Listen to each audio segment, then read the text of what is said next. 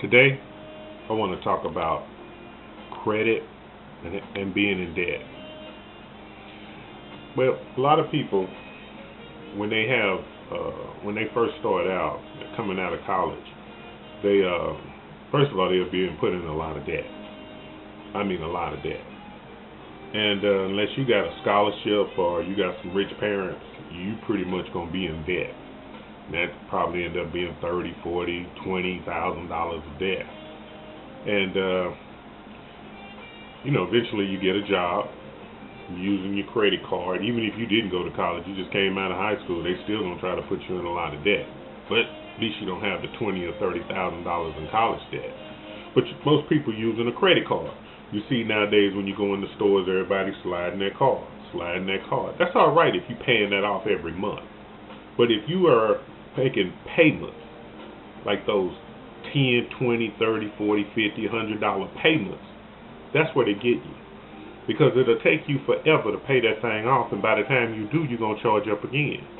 So my philosophy, I'm old school.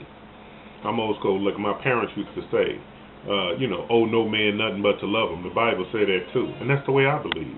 My parents didn't believe in a lot of debt. You know what I'm saying? They might have had credit, but they didn't believe in a lot of debt. And I think that's the way we should be. Even though, it's a different time and prices are a lot higher, I think we need to pay things off. You know what I'm saying? I think we need that $1 or $2, $3,000 put aside for emergencies and vacations or whatever. But we need to use our other check to pay that debt off. If you got 3 or 4 things that you owe on, 2 or 3 credit cards, you own your car, you own your house and college loan, you add them up according to how much they are. The highest one at the top, and then the lowest one at the bottom. If you got a credit card that's $800, you need to pay that off. Okay? You got another credit card that's, say, $2,000. You need to pay that off. Okay? And I mean pay it off within fast as you can, and pay it big chunks. As you paying them other normal little payments, pay them small ones off and knock those out, because eventually you want to get to be debt free. Okay, you want to be debt free, and that means taking the majority of your money, having your savings where you ain't, you can live from day to day, but you making those large payments. Make a $500 or $200 or $1,000 payment and just knock it out, because eventually you want to be debt free. And if you can see yourself in the future, probably about 5, 10 years or 15 years or 20 years, people will be wondering why you're doing so good. It's because you're not living from paycheck to paycheck and having all this debt. You see what I'm saying? I mean, once you start living like that, you'll start feeling okay about it. That don't stop your vacations, because you can stop the big payment 1 month or 2, go on vacation or fix your car or whatever, then go back. Okay? But that's the way to do it. Don't worry about them little small payments, because you ain't doing them to making them other people rich. You're making them credit card people, banks, and all that. You're making them just super rich. That money needs to come back to you. And if you got a job, you need a 401k.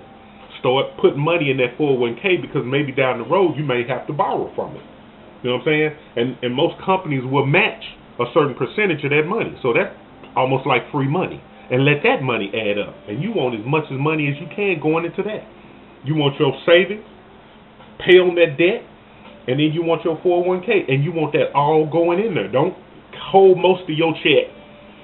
If you make $2,000 or $3,000, don't hold most of that. Pay your bills and hold most of it. Pay little bitty like that. Don't do that, because you're paying those people interest, and they're getting rich.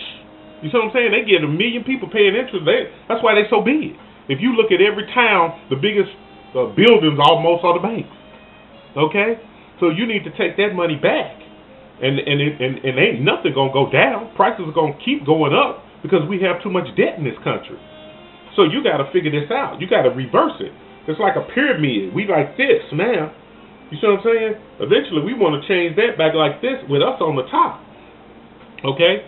And if you want to invest your money or figure out like this, investment is really easy. It's simple.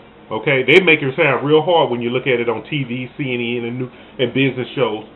It's like a roller coaster. It's up and it's down. That's just the way the economy runs. Up and down. Up. Stock market is up and down. If you want to invest in that, you got to invest in at the bottom, hearing when people say things are negative.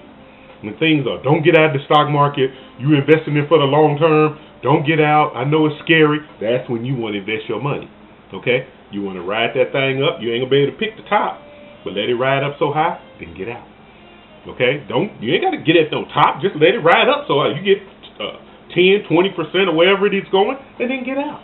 Then you wait for that thing to come back down, and you do the same thing. That's how that might be over 1, 2, 3, 5 years, maybe even 10 years. But that's how you invest in the stock market. If not, you're just going to go with a roller coaster ride. And just hoping that somewhere down the end, it end up and giving you 5 or 10%. You know, that's your choice. But I'm just trying to tell y'all on, you know, how to get your money. And by the time you hit middle age, you're doing pretty good. I mean, as far as being able to buy a house, buy a car, you won't even do that when you get your house. If you in a house or gonna get a house or a condo, that's the same thing. You want to make that big chunk. And you might say, well, my house prices are too high. That's why I discourage getting real expensive stuff. Get in safe areas. Get in areas that's gonna go up in value, but don't get, you know, $500,000 and $1 million if you can avoid it. Okay? And hopefully, if you are, your check, your money that's coming in will justify that, and you can still pay that $1,000 and all that on it. Okay? All right? And, you know, my main philosophy is, owe no man nothing but to love him. And I hope that helps you, brothers and sisters. All right? Peace.